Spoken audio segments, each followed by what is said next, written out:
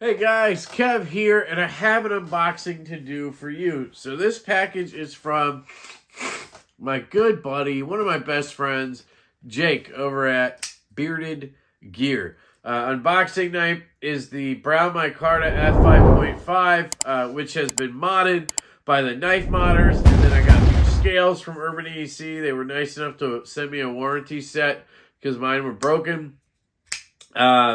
And I have a newly reground black Cerakoted hardware Micarta F5 here, which is awesome.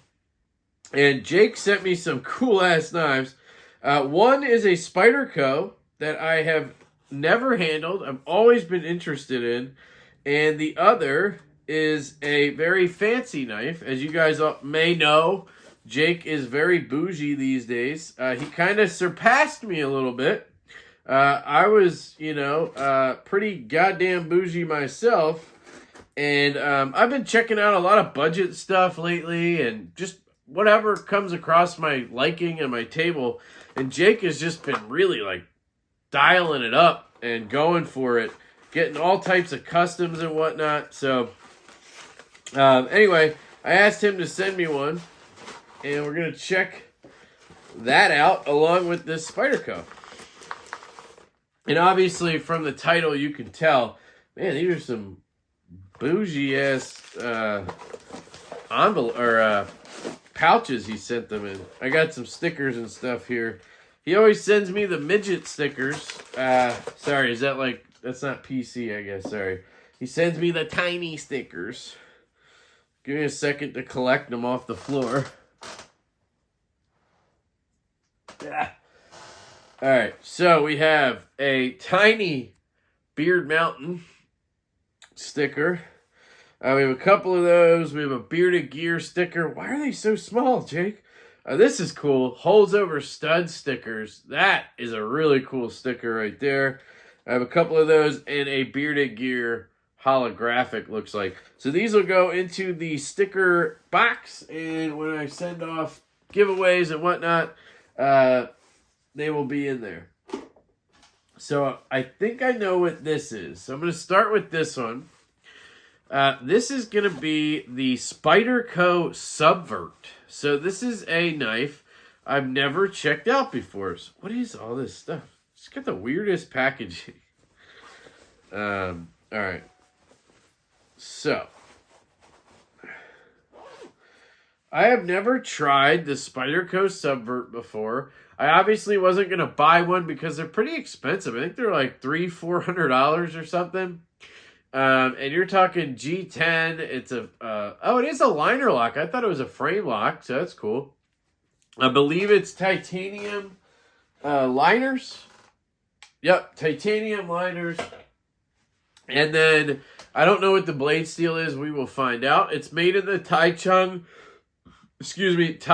factory. And this one here has been modified by River's Edge Cutlery for Jake. So normally it's like this orange colored scales. And I believe Jake nicknamed it the Danger Banana. Which to me, I get the handle looks like a banana, but the scales were orange. So I never understood that reference, but whatever.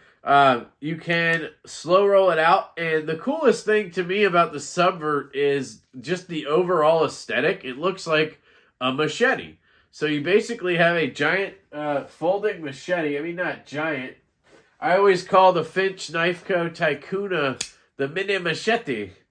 And you can see the resemblance here. Now that I have them together, this one looks more like a machete because it kind of folds this way. Whereas this one's like a straight back, sort of. So, yeah, ergonomically, it's very thick. I gotta say, it's super thick. It's pretty comfortable in hand. I mean, left-handed, I'm feeling that clip a lot. It's a bit of a hot spot. Even right-handed, I feel it in my palm a good bit, but it's not the end of the world. It feels pretty good in hand. Obviously, it's a big knife. There's no choil or anything, but I guess you could choke up to this sort of flat right here and use that. You have a full flat grind. Yeah, full flat grind, basically. It is S30V, so this is one of the models they use their stock kind of steel on, which S30V is a good steel, guys. We poo-poo it in the knife world these days, but, ooh, okay. So the Detent is absolute shit. I don't even think it has one. Holy cow. It does not have a Detent, guys. Is there even a ball in there? There is a Detent ball. Huh. Weird. There's a little bit of lock stick. Oh, God. Okay. Lock stick. Now, that could be from River's Edge Cutlery doing the Cerakote, and maybe it just needs to wear in. It's not like tough lock stick. It's just, you can notice it. It's a little off to the show side, but pretty much dead centered. Now, let's try the lefty reverse flick. Okay, can't even get it out because of the hole. There we go. You can flick it like that, close it like that right-handed. Yeah, I mean, it just doesn't have a detent, so you have to really give it the flick to get it out. I do not understand. Jeez, that detent, man. I'm going to cut myself. It's very thick stock. I mean, look at that. That is some thick stock. Let's check.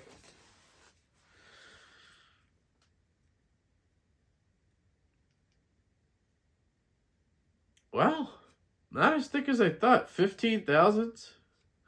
I keep saying that, but it's 0.15. I don't know if that's the same thing or not.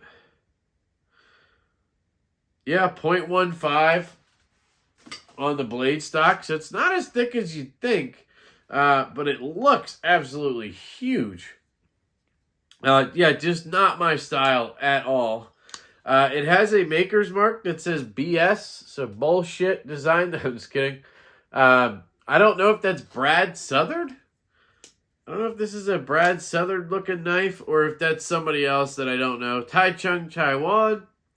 It only has a one-sided clip, which is a kind of weird choice here, considering it's a liner lock and everything. They could have easily dropped the 3 slots here. It already looks like shit. You might as well just slap an extra clip slot on it. So yeah, I don't really get this knife. I don't know who it's for. Maybe outdoor folding type shit. Be very careful. Once it gets past that detent, it is going to drop because it has no detent. I mean, it's absolute trash. I don't know if that's normal on this knife or if, I mean, look at this. I got it to break by doing that. I don't know if that's normal on this knife or if maybe when it got Cerakoted, there was some sort of issue. But River's Edge Cutlery is really good, so I doubt it. I'm guessing it came like this to Jake. And that's with no blade play. Slightest bit. There's no lock rock. Maybe the slightest bit, but it's very, very minuscule. So yeah, that's the Subvert, guys. Not my favorite Spyderco, but definitely one I had to check out. And then we have this knife. This is the Skiff Made Blades Drifter, I believe. And this is a knife I have been meaning to get my hands on for a while.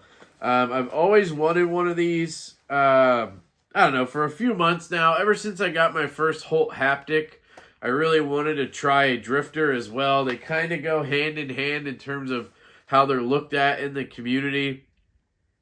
But I've never been able to find one at a price that I've been willing to go and like had the funds at the time and everything, so it just never happened.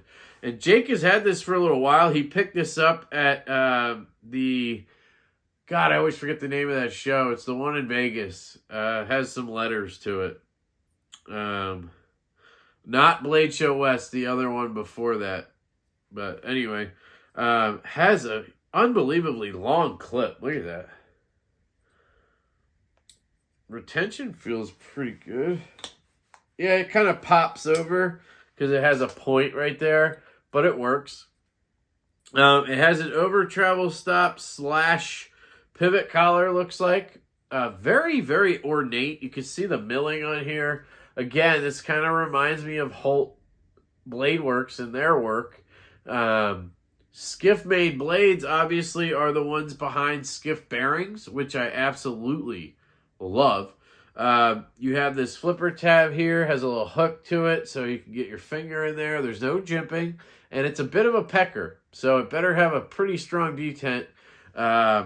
It is dead nut centered, and it has this gorgeous blue, kind of aqua blue on all of the hardware and the clip. Very, very nice. 154 cm, I believe, is the blade steel. And you have Skiff right there. I don't know if you can see that. And let's give her a flick. Okay, yes, okay. You have a hand-rubbed blade. It is not quite a worn clip. It's more of a reverse tanto. This is the design from them that speaks to me the most. It just has the best look, in my opinion, in terms of aesthetic. You have hand-rubbed, and then you have satin flats. So hand-rubbed on the blade, it looks like, and then a mirrored satin on the flats, sorry. So very good combination. I love that blue, man. You can't even tell that pivot collar is separate. Like, the milling is dead on. You have some good lock bar access right here for disengaging. And she drops. And, oh, okay. She's a bit of a shaker, guys. Bit of a shaker. So, there you go.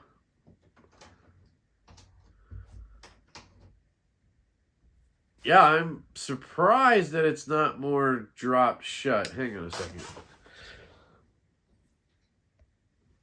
Okay. So, detent. Very good. The detent is very good. Flies out of there.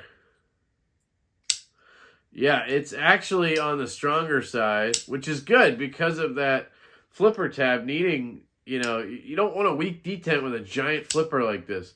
Now, the problem is it's almost a little too strong.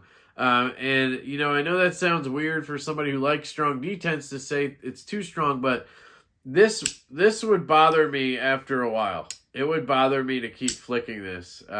So there's that. Also, on the disengaging, you have that giant flipper that hits you right in your thumb. So you don't get the full drop that you would want. So if I back down a little further, I can get it to drop all the way. So that's just an adjustment. And then it's just a lot of shaking. I don't know. I just assumed that Skiff, you know, it's Skiff. I just assumed that their knives would drop shut. Maybe that's something I can adjust the pivot on and have it drop shut. But I don't really think I'm going to mess with Jake's knife. Ergonomically, feels pretty good in hand back here. I can feel that milling. It feels like I'm almost like bending the knife when I squeeze it, which to me means it's like melting in my hand almost. There's a little bit of a hot spot, like I'm getting popped by something right here. I don't know if it's just because it's so thin and then the inside of the scale there is grabbing me a little bit. But I see a choil. So I can choke up onto this choil. Oh, yeah, that's comfortable. No jimping up on the blade.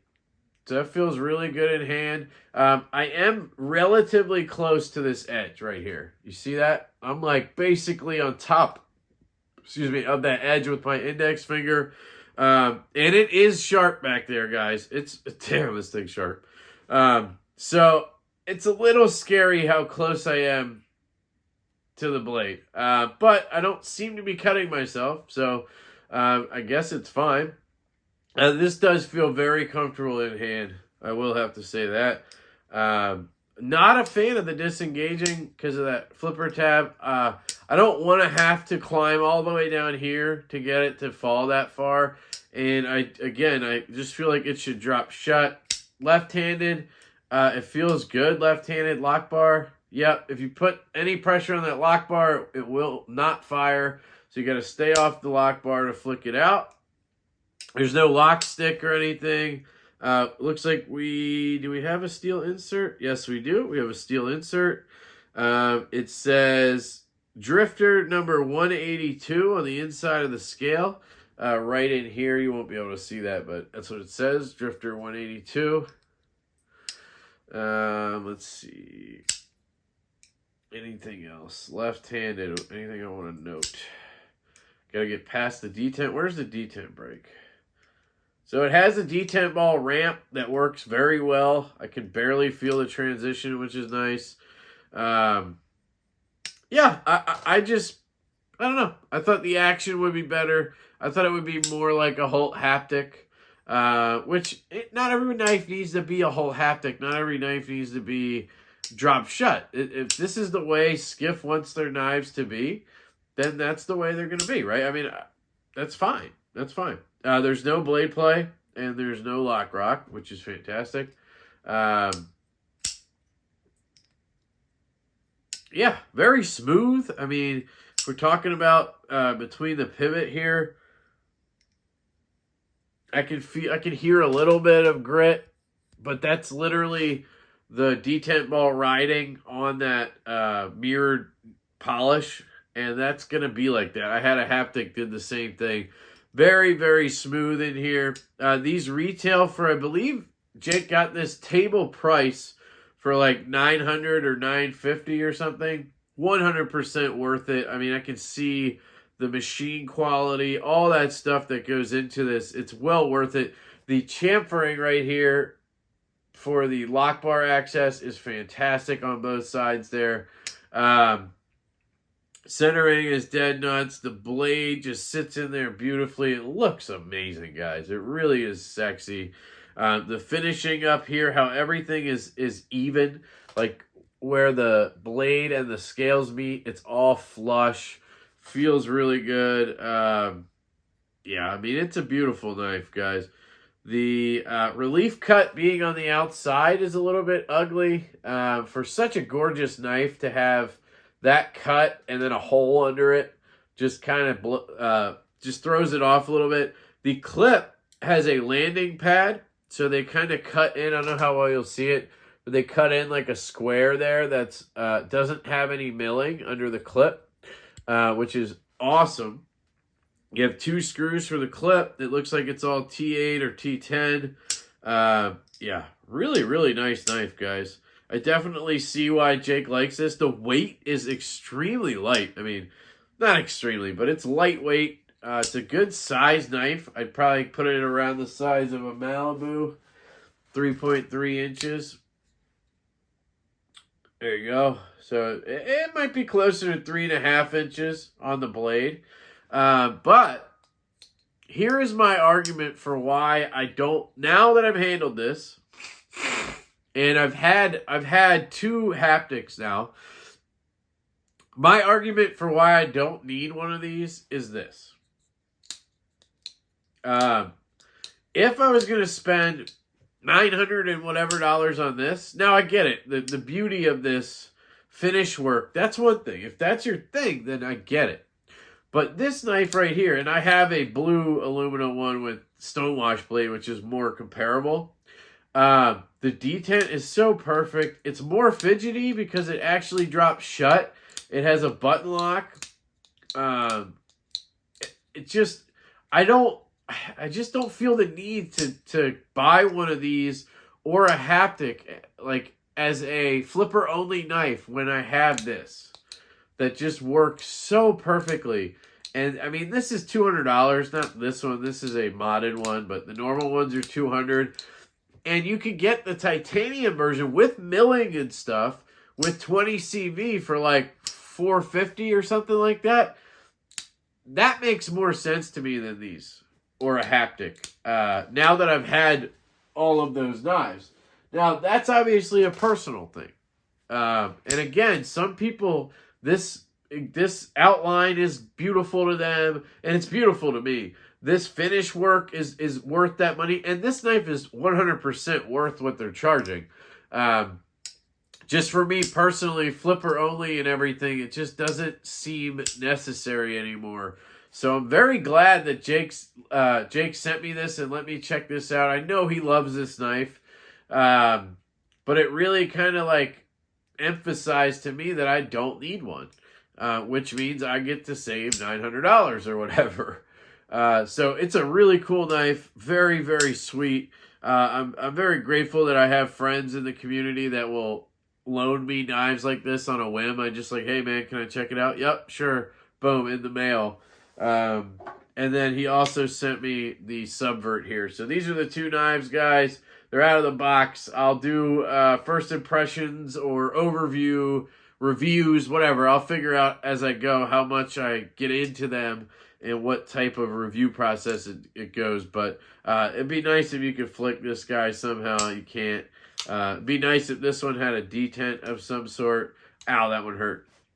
So that is your Skiff-made Drifter and your Spyderco Subvert. Thank you guys so much for tuning in. Thank you again to Jake for sending these. I love you all. I hope you have an absolutely fantastic day, and I will catch you later.